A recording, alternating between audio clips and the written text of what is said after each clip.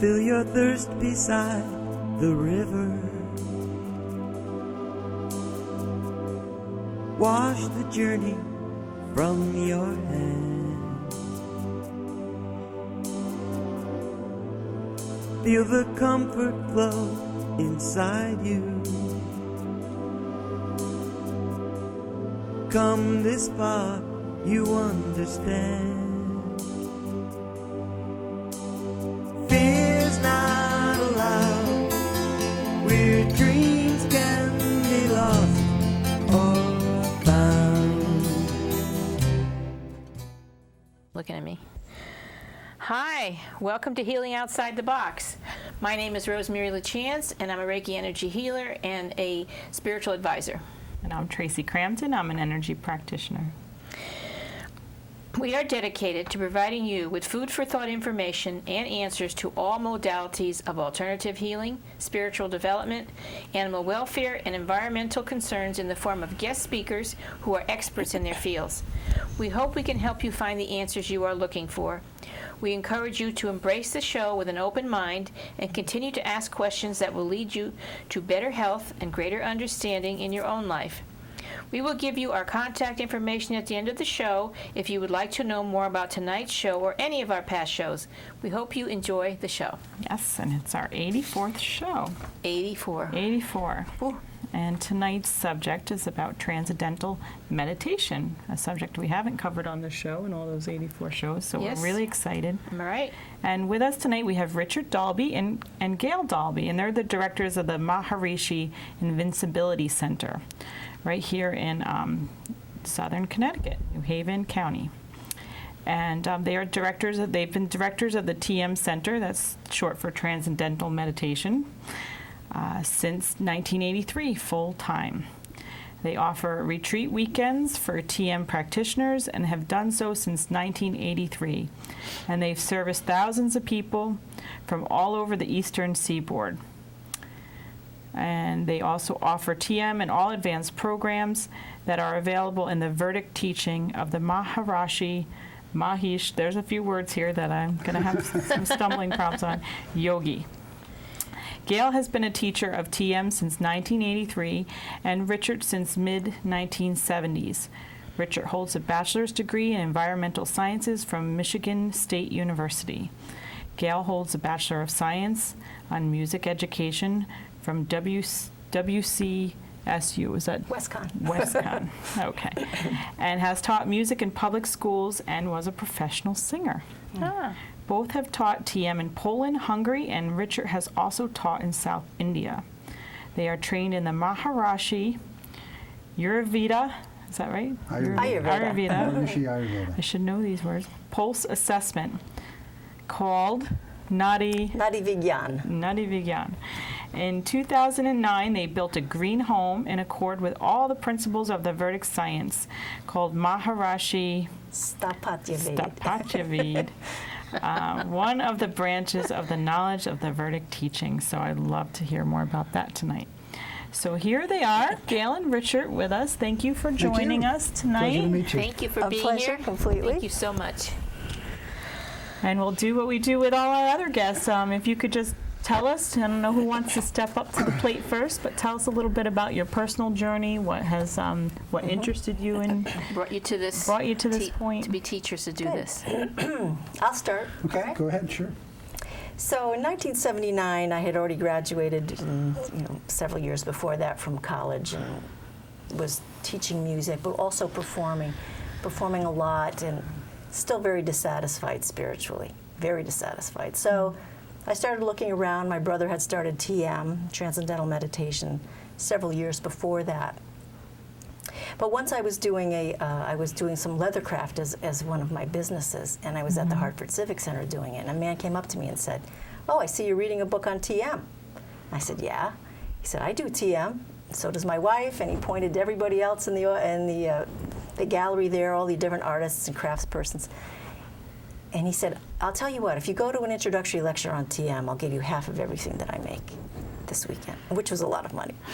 I thought, well, isn't that sweet of him? But I thought, well, no, you don't have to give me any money, but I'm definitely going to go. So it was so strongly advised to me to go that I went. I heard the introductory lecture.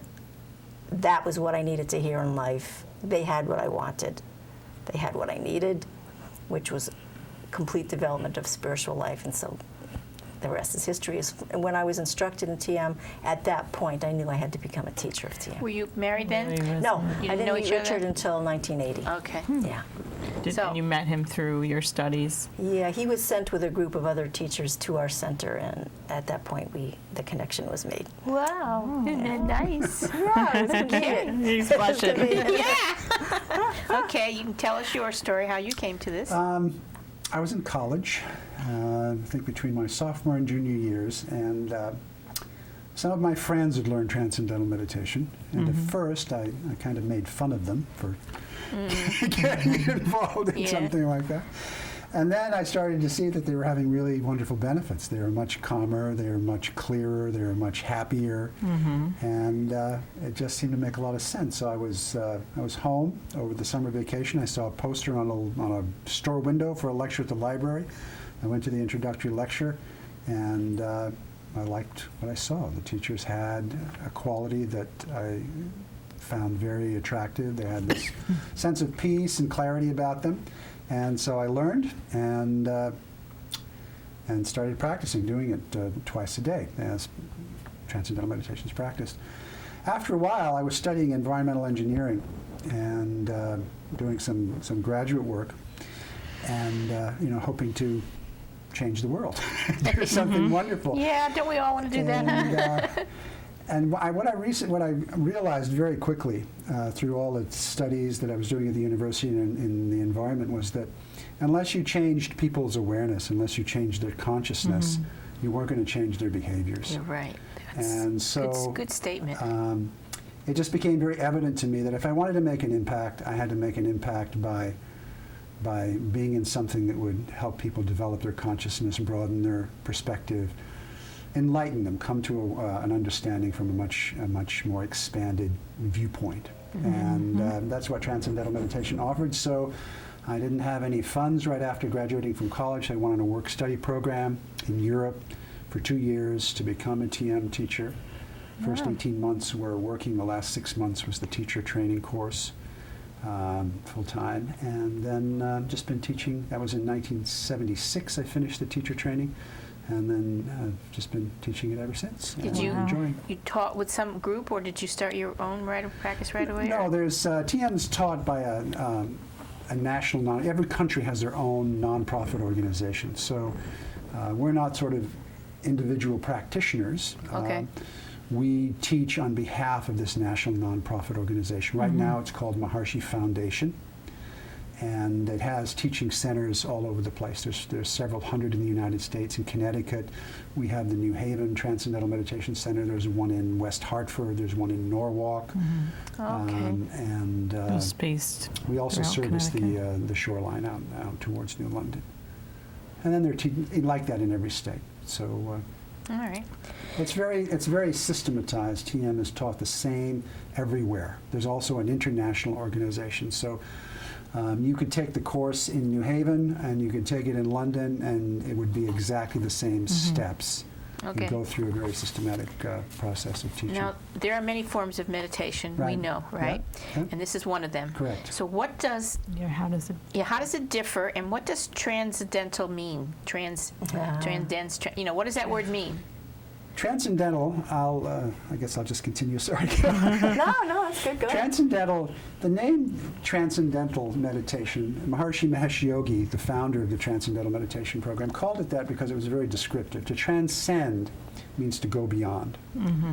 And Okay. meditation has to do with thinking. So what Ascension. Transcendental Meditation is to go beyond thinking, to transcend the thinking mind. And that's what happens in Transcendental Meditation. The mind, which is usually directed outwards through thinking, is given a practice, a technology. We set up a situation so that the mind can go within. And it automatically, once the technique is introduced, starts to experience thought in finer and finer, more subtle values of thought, until you can transcend even the subtlest aspect of thought and reach the source of thought, which is this field of pure consciousness or pure awareness. Just consciousness left by itself, unbounded awareness.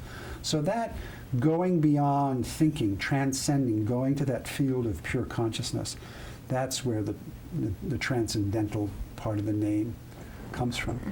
And when the mind settles down like that and gets a very deep level of rest and expansion, the body settles down in transcendental meditation and gets a very profound level of rest that isn't really seen anywhere else. And the brain becomes extremely coherent. All the different parts of the brain start to function together. You see, look at the EEG, you see this tremendous coherence. So you end up with this very unique, profound, orderly state of rest. And that allows the body to release stress and strain. The body gets rid of tension that it can't get rid of in other situations. It's a deeper, more profound rest than sleeping. So the body releases these deeply rooted tensions. So when people come out, when you come out of the practice of TM, then the body has been deeply rested, it's thrown off the stress, the mind has gained access to this unbounded awareness. So you come out, the mind is more clear, you have more joy and happiness from within, more sense of stability and balance, more energy.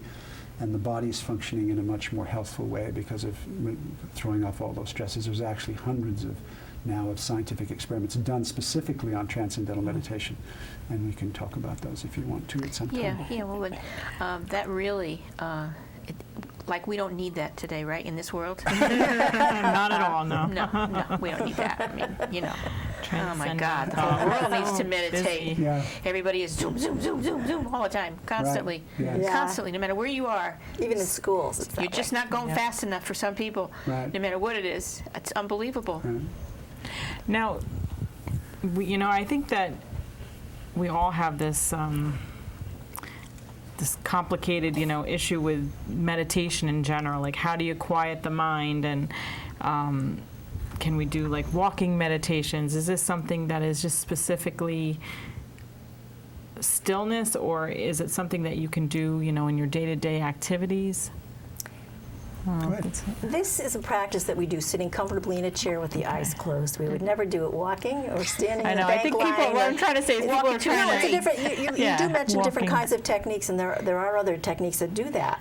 Only TM will be sitting in a chair comfortably, eyes closed, stationary, and not being bothered by anything, Okay. like people intruding and speaking to you, and telephones and all of that. So this is the true hardcore. So Learn it is how the to real be thing. still.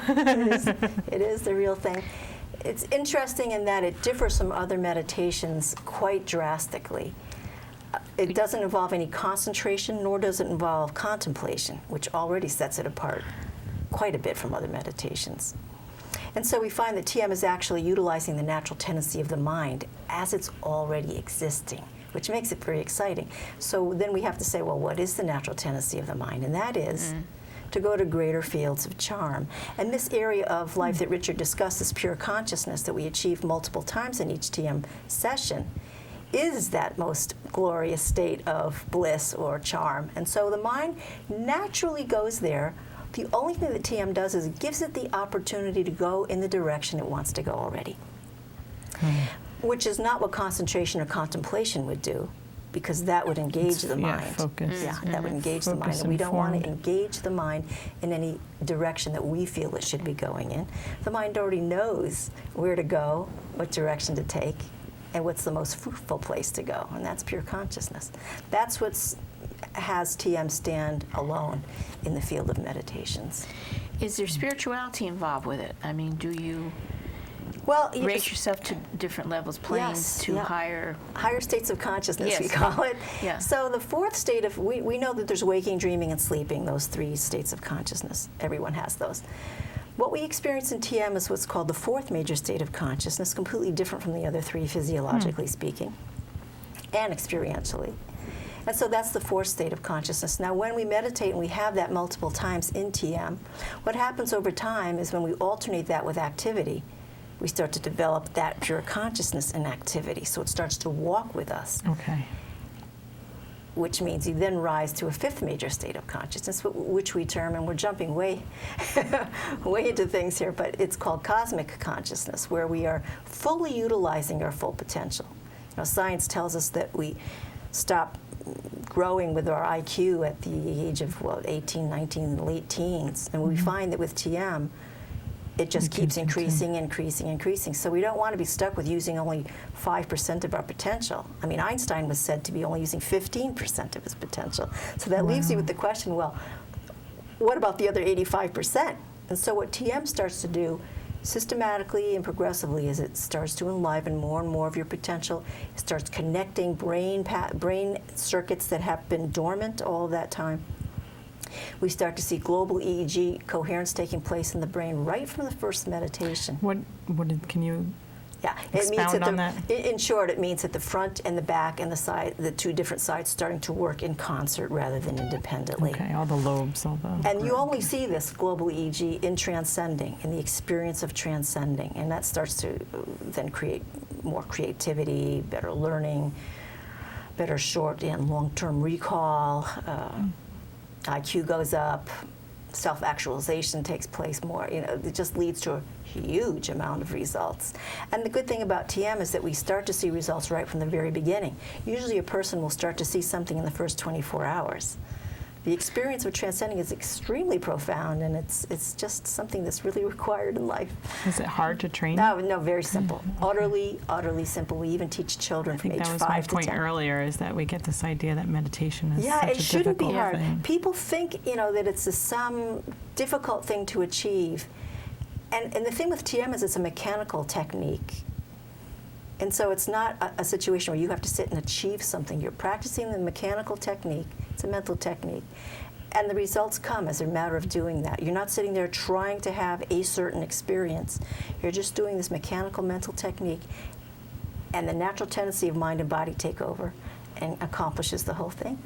Because most people, when talk about meditation, they say, which is me, I meditate different kind of, not transcendental, but different kind, and the thoughts that come into the head. But I've had people who talk to people who do what your meditation, they still say that the thoughts keep going. So you help them with that, right? I mean, this is why people say, I can't meditate.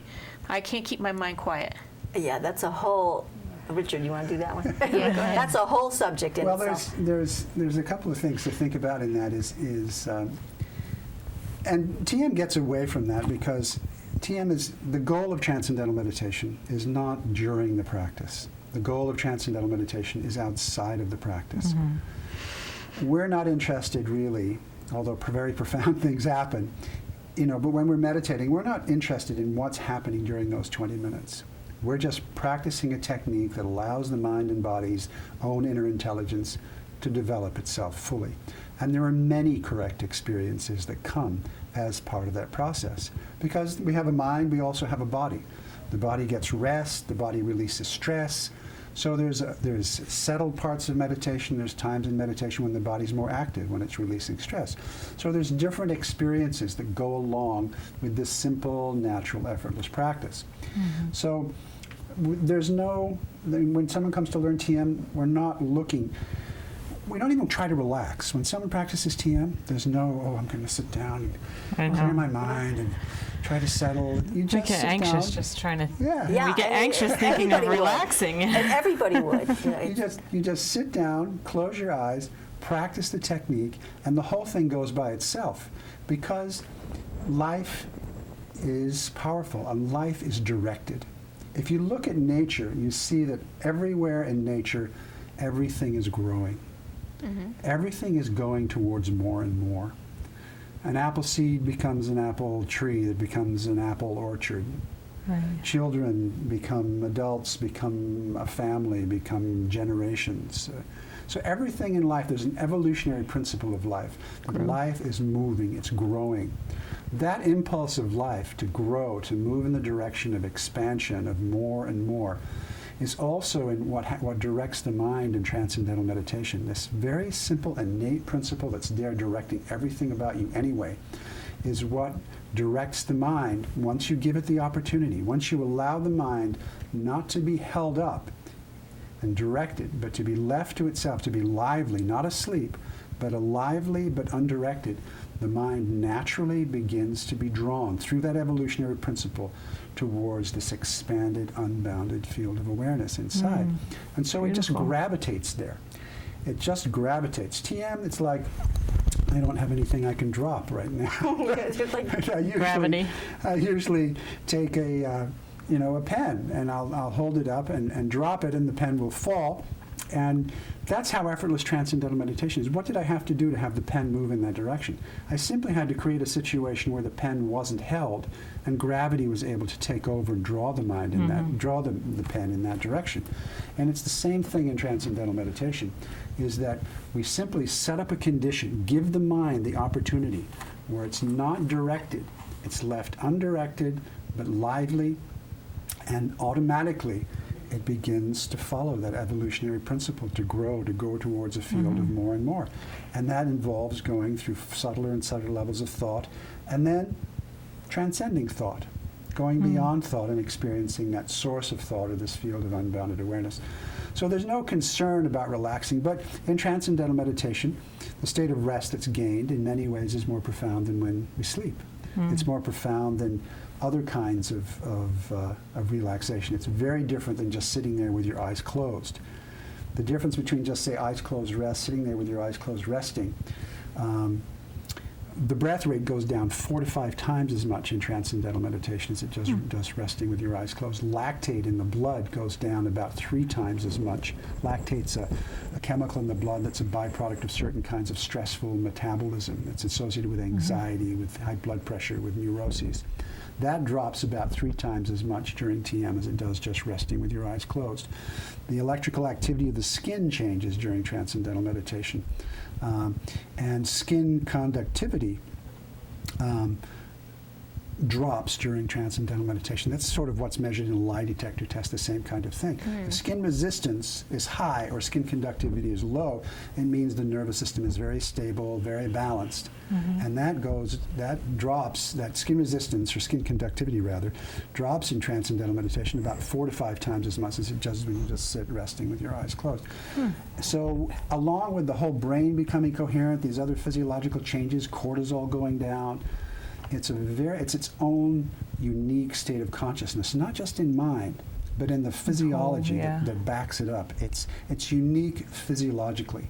And then when you come out of that practice, the mind and body become habituated to carry that balance and that silence into activity. So you find go out in our life and carry that with us. And that's the value of meditation. Even surprisingly, people find that, they don't expect to see results in 2 or 3 days. And they find that they're more calm, that someone who bothered them at work doesn't bother them anymore, that their wife is saying or their husband is saying something, wow, what's going on? You seem so more relaxed and happy. So it's very powerful to allow the mind to move in that direction and just to come out innocently without trying in any way to be a different kind of person. Right. When the stress gets washed away, you automatically behave better. You know, we've seen eating disorders disappear very, very quickly. Smoking cessation achieved in a matter of a few days without even trying. We've seen high blood pressure come down, normalize in a few weeks. All kinds of amazing things we have seen with just the application of TM. I understand you have some pretty big projects that you've worked on too, and tonight we have a few clips about that. The international organization has had some wonderful projects in the application of transcendental meditation. One of them was with a foundation in New York City that rehabilitates homeless men. And so they've... This is wonderful. You have something to show us? Yeah, on this? we have a DVD. There's a couple of men. You'll see they've been meditating for only 3 weeks, doing TM for only 3 weeks. So they're in residence, though. It shows their experience after 3 weeks. And if you want to play the clip, we can watch the clip, and then we can talk more about it. We'll give them a minute to get it set up. You know, you can imagine. Can we still keep talking? Yeah. You can imagine what their life is like before they enter into residence into this program.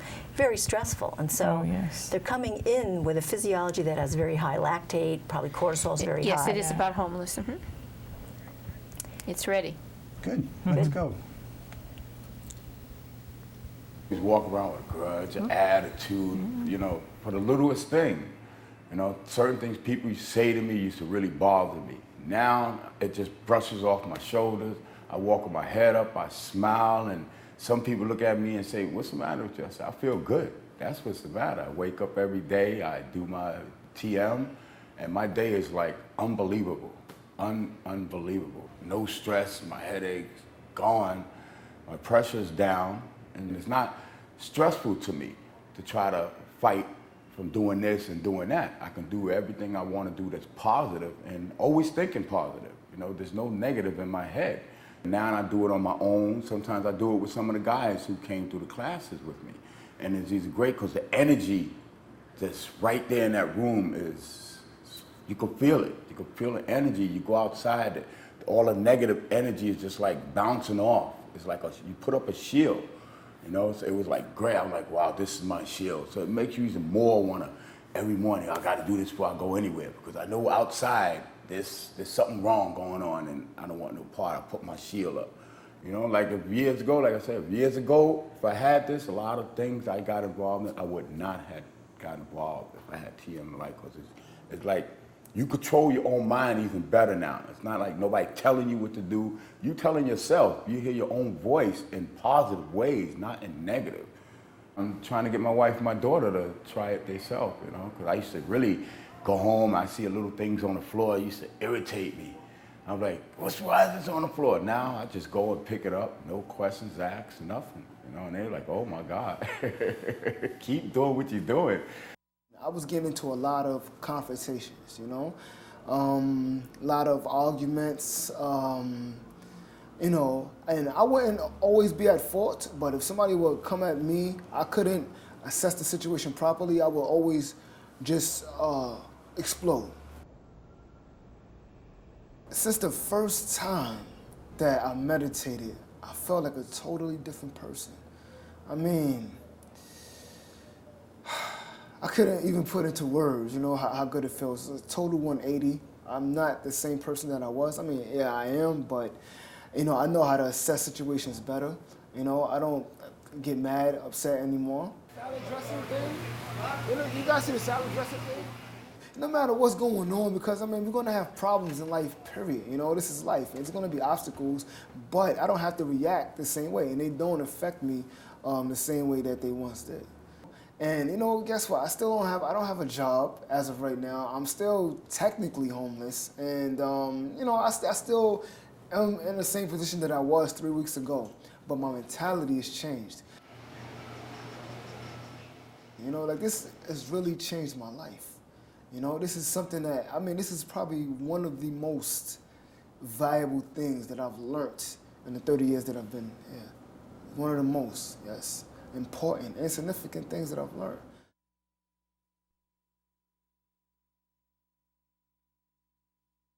Just gives me goosebumps on top of goosebumps and tears. It's just wonderful to have people feel like that. It's This so is why we great. do what we do, because when we see that happening, even in prisons, you I have was just that- going to bring that yes. up. I've heard Prisons, that yeah, they're that would doing be it in good. prisons. Dramatic They are doing changes. it. Oh, Because it actually changes the physiology of the prisoner from having a violence-producing physiology to one that creates peace in their behavior. And so it's a very perfect and complete way to rehabilitate somebody. And that's what we need to do, is rehabilitate Exactly. people, not just Exactly. throw them in Yeah. prison and forget about them. Because Right. it's not good for them, for their evolution, and it's not good for collective evolution, and it costs a lot. So. Right. So it's a You're very right. useful thing in the most extreme values of stress, which are, you know, situations like we just saw, or prisons, that kind of thing, or schools. Inner city schools are right up there with the same kind of stress levels. So are they doing experiments in schools? Yes, we have as well? many, many schools throughout the world that are incorporating what's called quiet time. And that's twice meditation with TM in the morning and one in the afternoon. That's and they're nice. finding grades are becoming better, violence is dramatically decreasing. Harmony is taking over in the schools where gang violence was predominant before. There's some very beautiful programs going on. We would love to have this happen in Connecticut. There was one big one in northern part of Connecticut for a couple of years. Tremendous results. I wonder why they don't have it everywhere when they can see how it is. Yeah, Don't we it's- want a nice world? No. Yeah, I guess the not. principal of that Really. school actually said, I would be, quote, I would be a fool not to integrate TM into this school if it can Yeah. help the kids. And Right. it did. And I think one of the fears we hear often is that, you know, is this a religion? Is Right. this something that is going to make me change my belief system? And Yeah, that's how would you that's a answer fear. that? That's Yeah, a how would you very answer good that? question, and that's the one that we've been trying to educate people on for 30 years. Richard and I are both Catholic. We were born and raised Catholic. We didn't change that. TM is not a religion. It doesn't come from any particular religion. It supports all religions in the fact that it enhances one's own full potential. And so now you're coming to the table of religion with a lot more perception and ability to cognize and understand whatever that religion is that you choose to follow, whatever that religion is teaching. So it's a help to all different religions and doesn't come from any particular religion. People like to associate it with Hinduism. It is not Hinduism. It doesn't come from Hinduism. It's Vedic, and that's spelled V-E-D-I-C. It comes from the Veda, which is the oldest body of knowledge known to man. It's really the body of knowledge of natural law. We couldn't possibly call that religion. Religions came way later. There's nothing to eternal believe knowledge. in. We don't ask people to follow any particular leader or any of the things, or embrace somebody as their Lord and Savior, or anything like that a religion does. It's good that you What clarify about- that. I think people Yeah. worry, like, if they have a certain affiliation with their religion, is this something that's going to pull me away As a matter from... of fact, we have Catholic priests, some Catholic priests who are TM teachers. I went to teacher training with 2 Catholic nuns who were on the same course with me. We have rabbis who practice and or teach TM. So it's just There's about... Baptist ministers, Yeah. there's actually a lot of Zen monks just learn transcendental meditation, or Buddhist monks in Thailand just learn transcendental meditation because it's so effective. So it applies to anybody. It just makes more of your own inner potential available. And if you're more clear, if you're more happy, if you have an expanded vision, if your intelligence is growing, if your emotions are balanced and growing, and you're growing into higher states of consciousness, you appreciate everything more. In fact, a lot of people, younger people who may learn TM and previously to learning, perhaps maybe they couldn't understand their religion. They thought they maybe wanted to leave it because it didn't make sense to them. When they start to expand their vision, they start to see that those things that seem contradictory now, with a more open mind, with a more open heart, they start to be able to reconcile that and see the value. That is exactly The what happened to me. underlying messages that, Age 18, I left going to church, stopped going to church. It was not, I deemed it not relevant to my personal life. I couldn't make the connection. And then at age 28, I learned TM, and immediately I started understanding the scriptures. It started to get very exciting. So back to Christianity I went, and it was very exciting. Only through the development of consciousness, through the experience of transcending, was I capable of understanding what Christ, for example, was teaching. Like, seek ye first the kingdom of heaven, and all else shall be given. And then he goes further to tell you where the kingdom of heaven is, which is the kingdom of heaven is within. And so now I was getting it. I was understanding what he meant. we have this idealism, it's like it's outside of us. You can't have an intellectual knowledge. Religion, if it's only intellectual, is not that useful. But with the experience of TM, it started putting the whole thing together. So. All religion, doesn't matter what we practice, right? As long as we live by the golden rule. Yeah. That's it. Because no matter what road we take, we're all going to the same place. They all lead home eventually. And it's amazingly interesting how common they are between each other. Oh, yes, exactly. The golden rule is at the root of every religion, Well, one of the things, one of the nice things, it. it's interesting you bring that up. One of the nice things about transcendental meditation is that sort of living that golden rule of loving your neighbor as yourself becomes easier. And it becomes progressively easier because you start, with TM, the faculty of appreciation starts to really develop. You begin to start to see, when all the stress is washed away, you start to begin to appreciate the world better and what the reality of other people are. So you begin to see people as just an aspect of the same thing that you are, of your own inner intelligence is being expressed by other people outside. So there's this unity that develops, this not compassion, but this real appreciation that someone else's life is just an expression of the same thing that my own life is. And so there's if you're raising a hand against someone, then you're really raising it against yourself. Exactly. And that's not an intellectual consideration. We don't sort of teach a philosophy when we teach transcendental meditation. We just teach a practice that someone does 20 minutes in the morning and 20 minutes in the afternoon, But these are the kinds of experiences that develop as people start to use more of their potential, as they start to wash away the a stress required and strain. course for premarital and pre-parenthood course. Yes. Should be required. Yeah, Yes. it just amazes me why it isn't. And you say the school did it, but they don't do it now. Well, the school broke up into different academies. That was what okay. happened there. And the principal retired. But it's been difficult trying to get them. Brantford, for example, we were very close, and one or two people who had got it in their mind that TM was a religion. Just That's what it that's, is, right? you Isn't know, it? and- That's what it is. People Yeah, put they up think it's their a religion. defenses. and it's really, I call that child abuse, because it is. Yeah. They withheld several very needy children from having that program for free.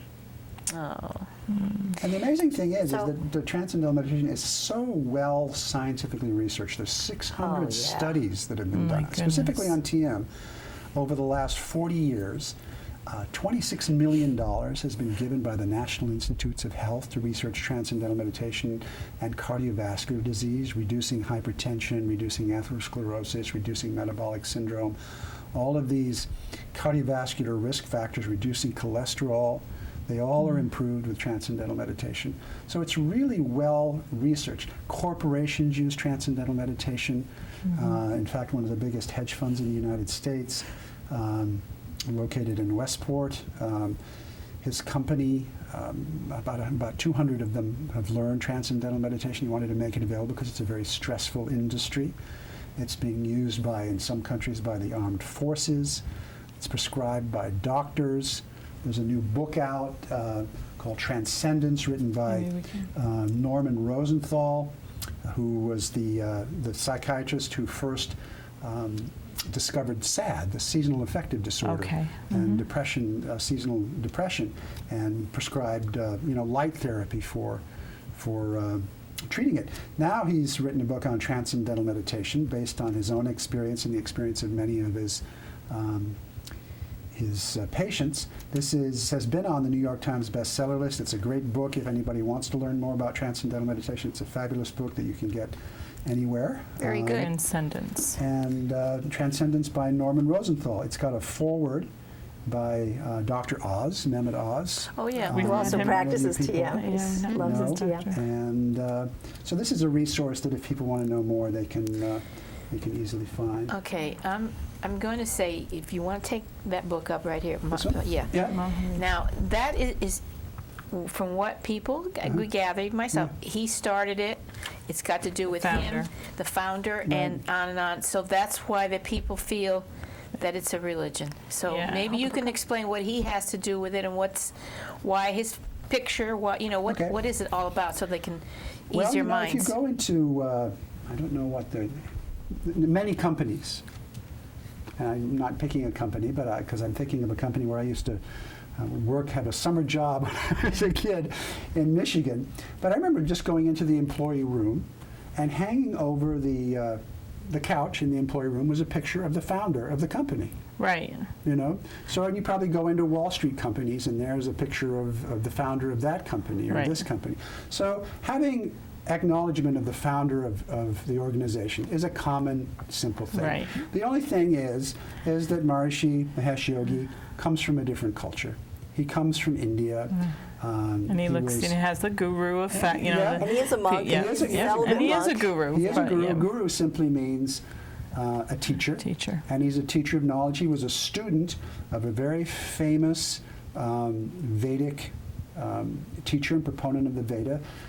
His name was Swami Brahmananda Saraswati. He was the Shankaracharya of Jyotir Math, which is the principal seat of Vedic learning in India.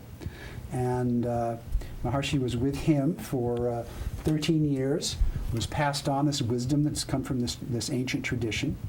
And then Maharishi wanted it to be available to everybody, so he went and traveled around the world and trained teachers. Maharishi actually never takes credit for this knowledge himself. He doesn't call it his knowledge. It's very interesting. Every time he would give a talk, every time there's any kind of literature like this, he always gives credit to the tradition. He gives credit to his teacher, because without the teacher, he wouldn't have the knowledge. So Maharishi's just simply the founder. He's a face you can recognize, that we can identify with, almost, I guess, a logo, you could say. But he does dress differently, but that's the way people in his society Culture dress in that, yes. in that situation. And I'm glad you explained that, because Yeah. I think that's the thing. We wrap our heads around this image, and we make associations and Yeah. think, okay, this is a religion. This is, We're hung up on it's not American. He doesn't look American. Yeah. So if it's not American, it shouldn't be here. And this is foreign. And do you want to do something that's Exactly. Instead of that, we're all equal. Everyone all over the whole world. We're hung up on that kind of thing, and that's a shame. We consider it our strength because Transcendental Meditation, one of the great things about it is that it's authentic. It's not something that's been cooked up over coffee break by a couple of doctors at some medical school who want to write a book and get in on the health and Right. self-development craze of the new millennia and make a lot of money writing a book. Marsha had no interest in any, not anything like that. His sole goal when he brought out Transcendental Meditation, he saw that people were suffering. He knew that people did not have to suffer. He knew that within everybody was a source of happiness, a source of bliss, a source of nature's intelligence was within everyone. The same intelligence that's moving the galaxies around the universe, even according to quantum mechanics and modern physics, is within everybody. It's within every Right. particle of creation. It's at the basis of everybody's life. And Maharshi, being in this tradition, he knew that there was a technique that someone could practice, anyone could practice, regardless of their position in life, whether they were ignorant, never been to, in some parts of the world, never even been educated, whether they were a PhD, whether they were this religion, this class, that class. He knew that none of those things mattered, that within everybody was this source of nature's intelligence. And Wow. simply by taking this technique that allowed the mind to systematically experience the refinement of thinking, transcend thought, and find that heavenly area within, that field of bliss, that field of unbounded awareness within, anybody could develop fulfillment, regardless of their outside circumstances. Anyone could develop higher states of And consciousness. self-sufficiency. He was out to teach each individual self-sufficiency. Right. Exactly. And we were getting the knowledge from an enlightened master, a living enlightened master. Very huge gift. Not from some books, not from somebody who was almost there, but somebody who was fully realized. It was quite an experience. Okay. Well, I think all the best teachers, too, are about teaching you how to heal your own self. Exactly. It's not about, like, Self-sufficiency. every week you come to me, you know, Right. I will give For you the rest of your medicine life, and Right. no. yada, yada, yeah. Right. But Right. now here's another thing too that I feel compelled to say. There's a Beatles song, "My Sweet Lord." Yeah. Yeah, I thought they yeah. were talking about Creator, God, but they're talking about some kind of a master.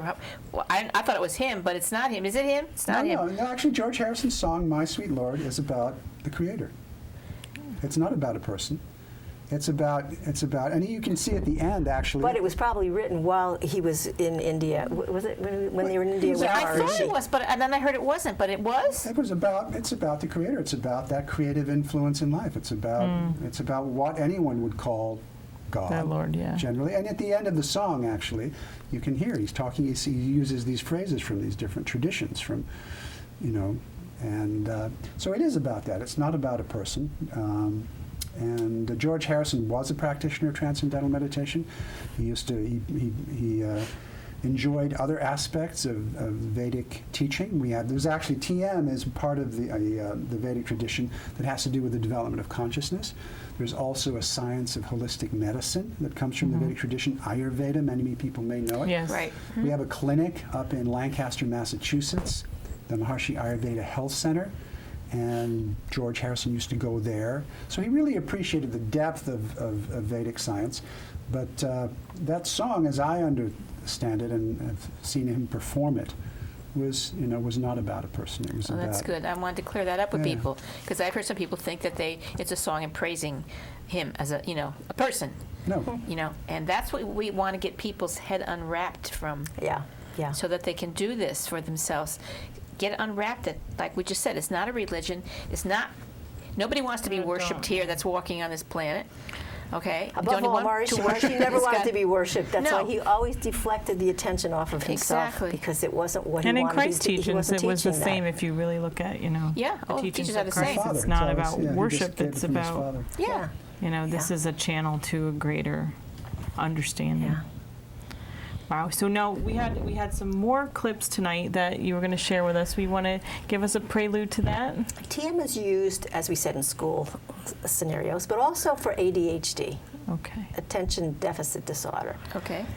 And so And that's we a have a little, growing it's a problem. tremendously fast-growing concern amongst children, and children are now even being medicated from very early, I and know. That's very not early, right. even 2 years old. It's just Not right out at of all. control. So TM has been used with ADHD very successfully, and this is what the clip is about. Okay. I believe to we're that. showing a before and an after. Yeah, there's just a few students that were interviewed Okay. before they learned TM and then afterwards, just a straight All interview. right. We'll get the control room to get that. It's another DVD, right? Yeah, Playing. We're ready. Here we go. good. I'm having deja vu. Real big. Whoa. What I want to ask about is ADD, because part of what we're doing, we're going to teach kids who have ADD to meditate and see how it helps them. And so I want to get a sense of how ADD affects you. So you have ADD? Yes. You know you got it? Yes. Okay. How can you tell? Well, when I get frustrated, I get overly frustrated sometimes. When I can't do my work, I shut down too easily, and I sometimes just have problems overall working and just keeping my anger under control. I can't all sit straight, like sit there for a while and not fidget, and I can't concentrate for a long time. And I can get distracted easily. Sometimes it's harder for me to read and pay attention in class. Okay. And is that true at home too, or when you're trying to do homework? Or? Yeah, trying to do homework is kind of tough too. Well, let me ask you about, do you know what stress is? When you Yes. feel stressed, pressured, or tense? I have a lot. I always have a lot. A lot of stress? Yeah. but Okay. Tell me about that. When do you feel stressed? How do you feel It's stressed? mostly when I'm doing homework. Like I said, when I do something wrong, I could say I'm a lean, mean stress machine.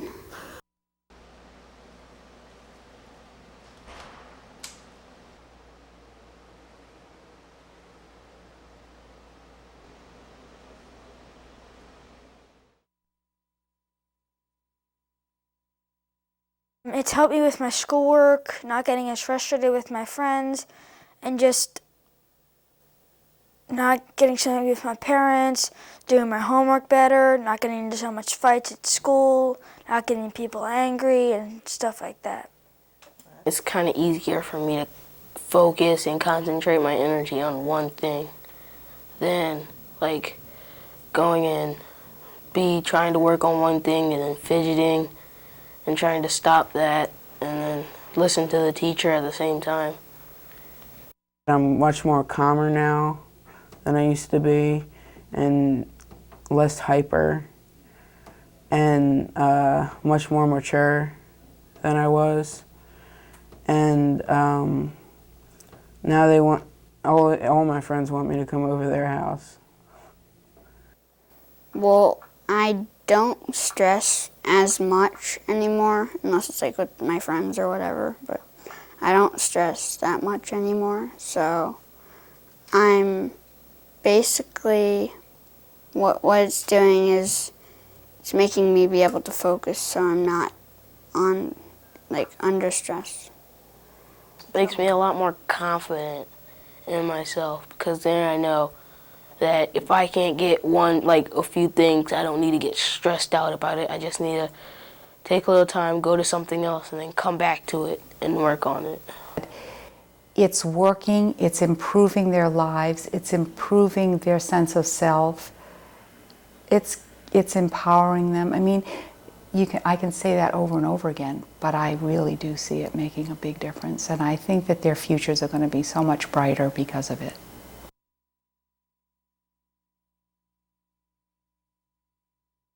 Oh, my heart. TM is very it's just, uplifting. It's just there for everyone. There's no special group that TM is sort of better for than anyone else. Everyone needs to live more of their own inner potential, and TM develops that. And when it develops, mental potential improves, health improves, and when you're happier and healthier and more balanced and more appreciative, your relationships improve. You see more in people, you get more out of your relationships because you appreciate people more. You have more to give because you're contacting that inner reservoir of bliss and happiness inside. So you have this sense of being able to give without feeling depleted or looking for something in return. And actually there's studies that show that when a lot of people practice it in one place, there's actually 50 studies, one of them done down the street or published in a journal refereed at Yale, that showed when large groups of people practiced TM in a particular area, that the quality of life in that area got better. Crime rate would go down. I believe that. I've read these studies. I believe that. Crime rates have gone down. This is Marshy's biggest legacy, is that he's creating these big groups to create coherence for the United States and other countries. So we constantly are trying to improve the size of that group so that it comes up to the percentages that we need to make that 1% effect in the United States.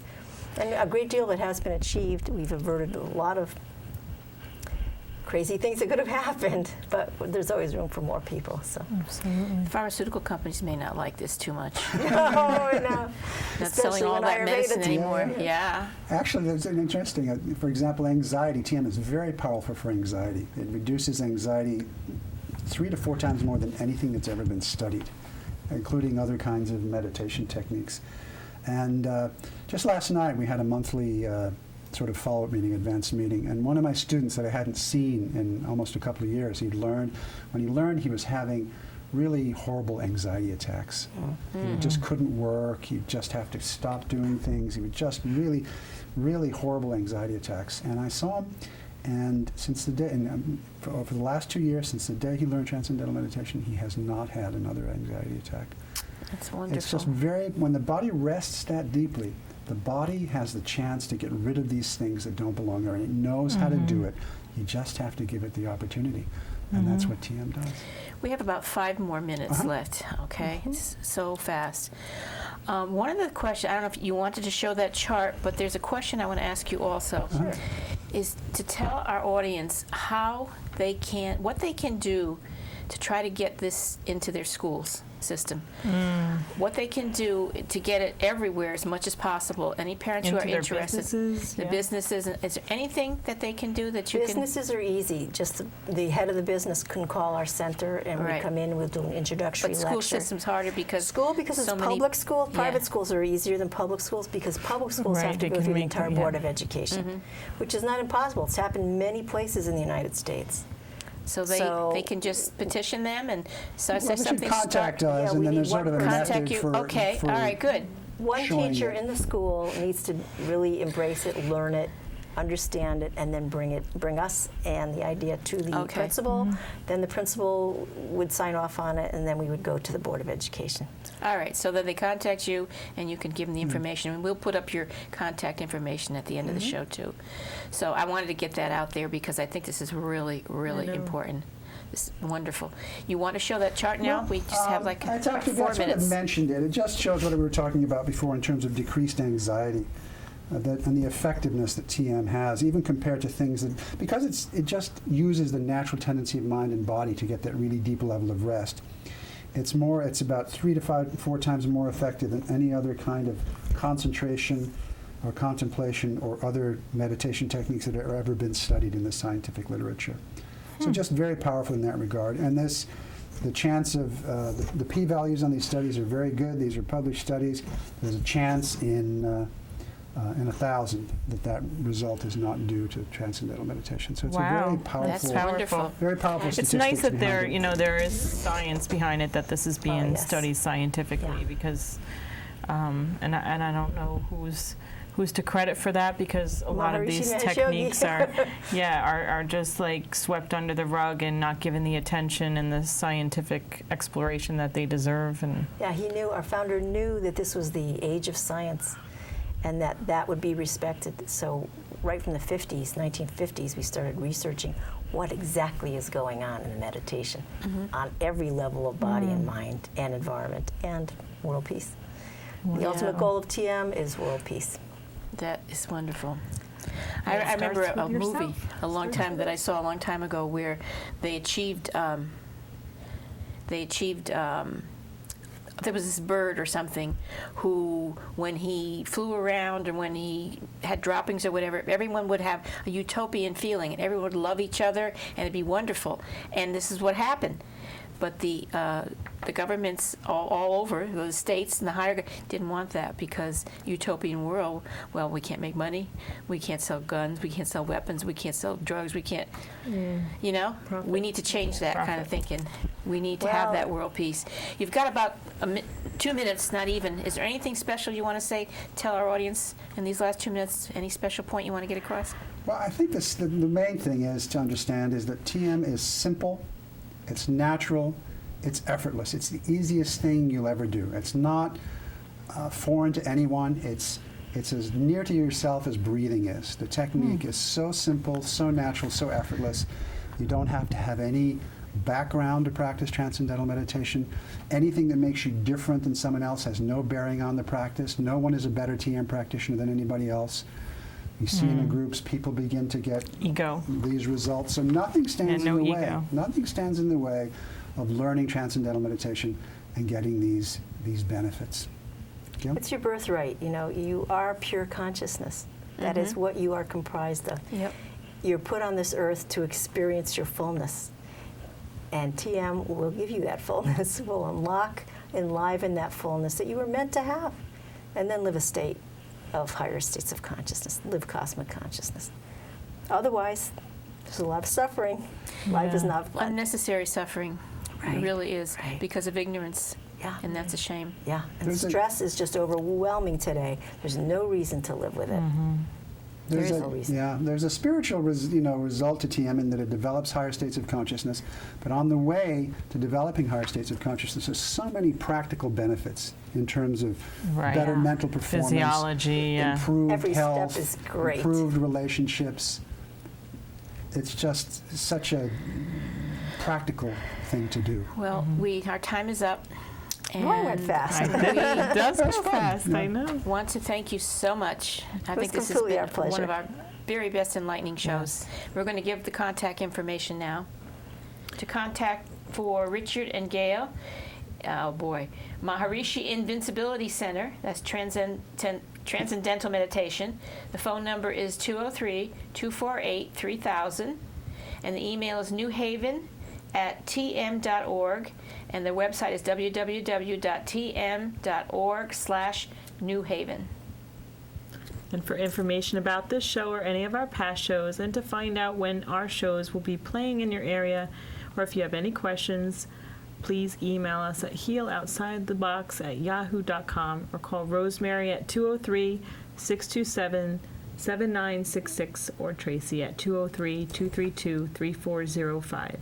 And you can also visit Rosemary's website, www.rosemarylachance.com, or on Facebook at Heal Outside the Box. Yes, Healing Outside the Box. Healing Outside the Box on Facebook. And you can join conversation, post your comments, anything you like. Tonight's quote is from the Book of Courage. Beautiful book. When everyone is confused by the illusions and distortions around us, we have to strive to see the underlying divine order. There is perfection and balance in everything. Stay focused and see the glory of the process, even in the midst of tragedy and chaos. And tonight you have learned one way to do it. Thank you for joining us so much. We'll see you next time. Thank you. Thank you so much. Thank you. Thank you. Thank you. Yes, we've had this author on our show. Beside the river, wash the journey from your hands. Feel the comfort flow inside you.